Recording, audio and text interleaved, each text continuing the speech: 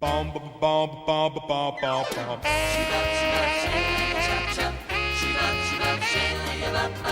I'm going to that mall shop in the sky. I'm going to the place where people never die, and where the soda fountain never will run dry. In that mall shop in the sky. I'm going where they play the jukebox all day long, and everybody's singing a brand new song. I guess I'm gonna make it my turn home. Yes, that mall shop in the sky, where there'll be lots of falsetto, Lady of Faith. Yeah, the angels.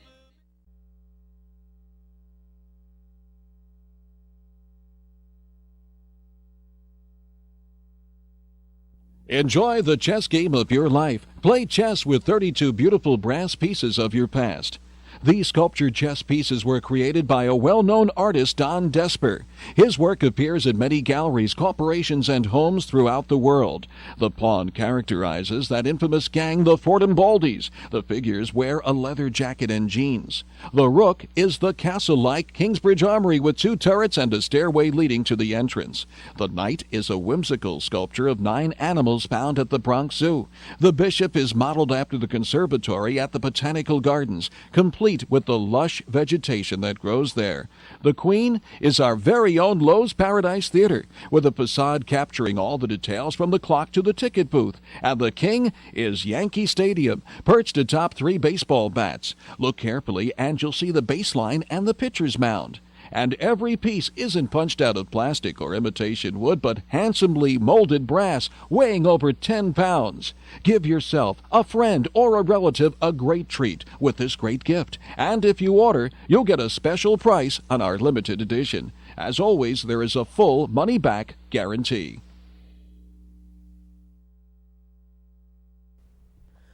Do you remember not long ago those tunes we played even when we felt low?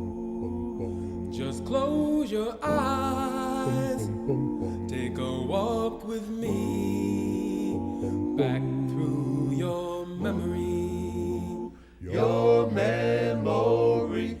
Try to recall The Bronx. It was 42 square miles of farms and quiet streets when we were growing up. Some 1.4 million people lived here, more than now. Working class, neighborly, decent people. Parents watched out for their children, everyone's children, calling out warnings and advice from their windows overlooking our streets. We valued our neighborhoods, our friends, our very way of life, and recall them with fondness and nostalgia. Some think the Bronx wasn't so classy, but what do they know? Name one county, or any small foreign country for that matter, that has 16 colleges and universities. Our schools produce statesmen, 8 Nobel Prize winners in medicine and physics, the greatest journalists, authors, musicians, actors, athletes, and political and business leaders. The roster is so long and impressive that we're forced to question how a small borough in New York could have provided the ingredients that nurtured such prominence. You're my love, you're my angel. Not classy? The Grand Concourse, 180 feet wide with its renowned Art Deco buildings, was designed to emulate the Champs-Élysées in Paris. Patiently, Daddy's home. My address was 3235 Grand Concourse, right across from Villa Avenue. This was considered a fancier place in those days, living on the concourse. Elaborate mosaics and carved facades, grand ornamental lobbies, doormen, elevators, and apartments with sunken living rooms, parquet floors, modern kitchens and baths, and generous-sized rooms made the concourse a fashionable place to live. Bum, bum, bum, bum, bum, bum, bum. And the Paradise Theater. Now that was a masterpiece. Built for $4 million in 1929, it had 4,000 seats, a night sky with clouds that drifted across, lights that twinkled like stars, and a skyline of statues and castles above the huge screen. Everything was gold and red velvet. Every nook had statues, busts, and urns. Every ceiling, chandeliers. Every wall, paintings and tapestries. The aquarium on the stairways, they had attendants in the men's room giving out towels and spraying perfume. I mean, it was luxurious. I mean, I remember the red colors. I remember the ornate atmosphere. I mean, the curtains. The ceiling looked like a sky. It was a zodiac. They had the stars up there. You'd sit up there and look up at the moon, you know. And if you thought you'd get lucky, in those days, lucky meant a kiss. Paradise Theater was when you had a sort of a major date or someone you really wanted to impress. We used to take girls there and look up in the stars. The thing that was so beautiful about it is before you even went into the movie house, everything leading up to the movie house was gorgeous. One guy would buy a ticket, he would open the door, and 10 of us would slip in. Well, that's where my movie with Marlon Brando premiered many years later in the 70s. And the wonderful thing is that on the marquee, you know what a big star Marlon Brando was, on the marquee it said, "The night of the following day, starring our own Rita Moreno." And then underneath in small letters it said, "With Marlon Brando." For the price of admission, you entered paradise. And you got to see a double feature, cartoons and newsreel, too. Well, maybe some people weren't so classy, throwing popcorn off the balcony. Oh, I never did that.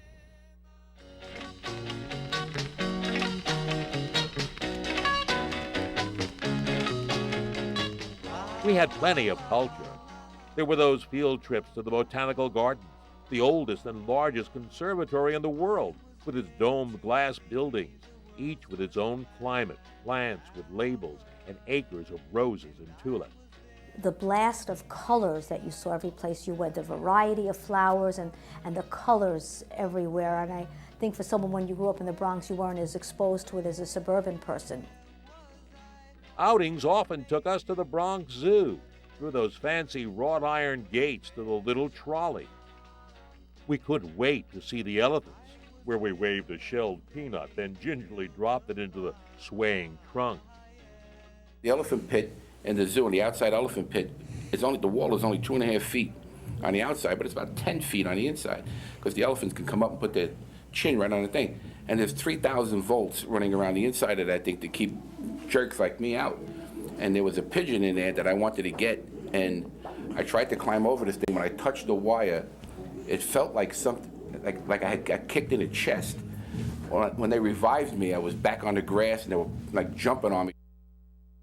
The reptile house, the monkey house, the children's zoo in the African plains, a pioneering natural habitat. And if you timed it right, you could wait online to throw slimy little fish to the barking sea lions that clap their fins in thanks. That's what I call culture. Our zoo rivaled anything like it in the world.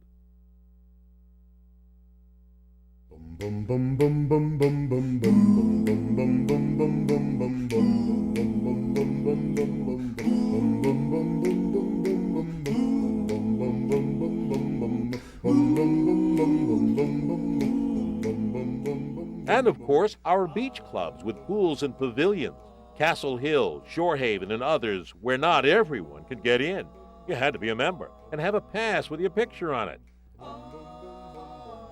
And you could rent a private locker. Some people had them for decades and decorated them with carpeting and pictures. Locker location, now that was a status symbol. Knocking at my front door, crazy little mama come knock, knock, knocking, just like she did before. And of course, the girls would go there to get picked up. You know, you'd dance and upstairs, you know, and you'd get picked up by some guy. The guys would get picked up by some girl, whatever. There stood my baby looking in my eyes, crazy little mama come knock, knock, knocking, just like she did before. Strict rules about swimming. You must wait 1 hour after you eat before you go in swimming, or you will die immediately. Meanwhile, the Irish kids and the black kids were in the water eating hot dogs in the water, floating. Well, the Jewish and Italian kids sat like this and said, "Is it a half hour yet? We could go in the water." The amount of time you have to wait according to what you had. You know, American cheese sandwich, 35 minutes. Pickle, 38 minutes. Yes, Jell-O, 4 minutes. Frankfurters and beans, can't go in swimming this year. Too heavy. You can never go swimming again. And we had a little cottage in Silver Beach. My mother sold it after my father died. Get this, for $800. Lord. There was swimming, dancing, sports, and card games like canasta, pinochle, rummy, steal the old man's bundle, go fish, war, and the questionable Nux and 52 pickup. Inescapable were the intonations of 1 Bam, 2 Crack, 3 Dot, Red Dragon, Soap, and Mahjong, coming from an array of card tables around the grounds.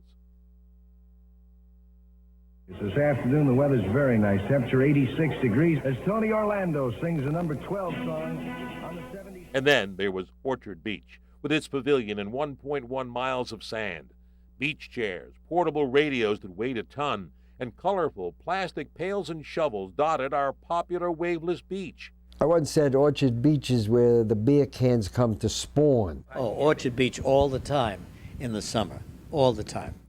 Some folks preferred not to use the bathhouse and changed out of wet bathing suits inside an improvised terry cloth booth engineered by Mom. Beach towels, including those used as nets to catch tiny fish at the shoreline, were rolled up inside the blanket for that trip home. When I was 14 years old, I started working in Orchard Beach. And that was terrific because you would get out of bed every morning and you'd go to the beach. And you wore a pith helmet, boots, and khaki uniform. And while everybody was on the beach in bathing suits, you were walking around through the sand yelling, "Soda!" And they looked at the weather report. And if the weather was good, they hired everybody. If the weather wasn't bad, they just picked, they'd throw tokens. Whoever grabbed the token worked. Classy? Absolutely. This was the Bronx Riviera.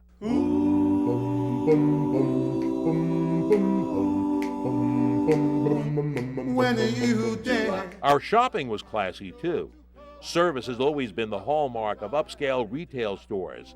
In our neighborhoods, boutique owners and even chain stores made service their credo. In the shoe store, for example, a salesperson would measure your foot on an adjustable metal form and then tirelessly bring out box after box of shoes, shoehorning them on, lacing them, and reboxing them for you. In those days, sneakers were only worn to gym, so shoe shopping was a frequent expedition. Alexander's even offered fluoroscope to x-ray your feet for a perfect fit. So you'd put your feet into the x-ray machine and you'd be able to see the bones in your feet. I guess at that point they didn't realize that the radiation could probably kill you. Trips to the larger stores like Alexander's, Loehmann's, Sears, and Macy's Parkchester were true excursions. I mean, my mother had 7 kids. We spent hours and days in Alexander's. I got lost in Alexander's department store. Shoppers ravished the sales counters and languished on the return line, while staff worked diligently to process products of every description. Some local stores were ideal for specialties. We went shopping for clothes at Robert Hall's. Robert Hall's is cheaper. How does it go? When the values go up, up, up, and the prices go down, down, down, Robert Hall's this season will show you the reason. Low overhead. I still haven't I haven't forgotten the commercial on the radio. Low overhead because they had no mannequins in the store, but they were using the most expensive form of advertising available at the time, radio. Hijinks, which was everyone's favorite store on Jerome Avenue. It was the sporting goods store. And that's where you got your Clinton jacket, and that's where you got your baseball glove and your bat. Vim, the Vegas, Joe Tuckman, Bob Cuffs, Bonds, Howards, Honig's, Maddow's Jewelry, W.T. Grant, John's Bargain Stores, National Shoes, Robert Hall, Tom McCann's, Woolworth, and Buster Brown were among them. There, a customer was treated like a patron. Have you ever wished you could have a Bronx childhood reunion with your friends, your classmates, and your memories? Well, now you can. Back in the Bronx magazine is your ticket back to the borough of your youth. And for a limited time, you can get a free 6-month subscription that instantly transports you to the streets and stories that shaped you. Each issue brings you around a dozen true Bronx stories: shopping on Fordham Road, eating on Arthur Avenue, ice cream sundaes at Crumb's, the kitchen sink at Jan's, summer days at Orchard Beach, cheering in the old Yankee Stadium, even trips to Freedomland. It's 32 pages of laughter, nostalgia, and Bronx pride. A reunion in print that arrives every 3 months. You'll even receive a free picture of your Bronx building as it appeared in the 1940s, 50s, or 60s, and a free 1958 Jan's menu to stir those sweet memories. Now, this is a limited time offer, so call 1-800-727-6695 today and claim your free 6-month subscription, plus your Bronx building photo and 1958 Jan's menu. Because Back in the Bronx isn't just a magazine, it's the Bronx you remember, brought back to life one story at a time. Some people mistakenly think of the Bronx as a city, a large sprawling landscape of concrete, bricks, pavement, and fast-moving traffic with few amenities for people. When we were growing up in the borough of the Bronx, none of us thought of it that way.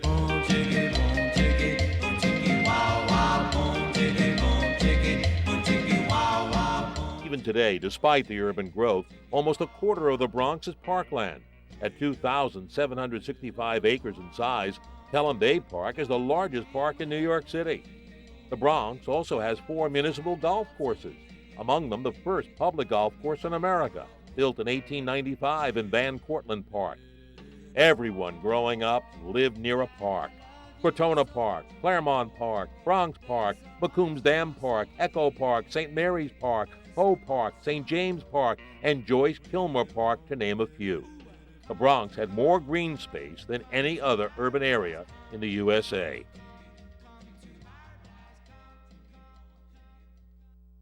True, however, the rural environment started to give way to a more urban setting with the arrival of the IRT from Manhattan to the Bronx. It emerged from 149th Street and 3rd Avenue, becoming the White Plains Road line. The 3rd Avenue L gradually extended its elevated tracks northward toward the Bronx as well. The D line rushed as far as Norwood. As more and more rail routes were added, we were never far from a subway line. MBA motorman, they guide your train. One of the most familiar sounds of my childhood was the 3rd Avenue L making the turn at Webster Avenue and Gun Hill Road. First thing you did was to fight to get to the first car. You had to get to the first car. The first car was where the motorman was. He sat locked up in this little tiny room, and you could see out the window as the train went along, and you had that feeling of speed. You had that feeling of, hey, look what I'm doing, I'm driving. Hey, I love to pull into the station. You could see the people as you're pulling into the station. And you could see the difference in the neighborhoods by the people getting on and off the trains. And people ate in the trains, they drank in the trains, they tried to smoke in the trains, even though the sign said no spitting or smoking. And it had a characteristic smell of burning wire.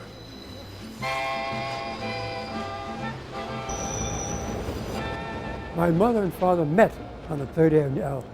She got on at Fordham Road. My father got on at 139th Street, I believe.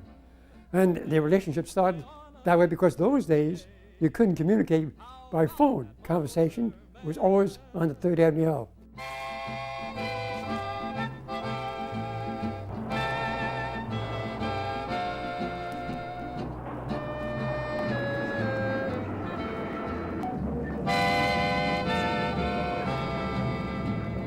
Each time you board a train, there awaits a friend.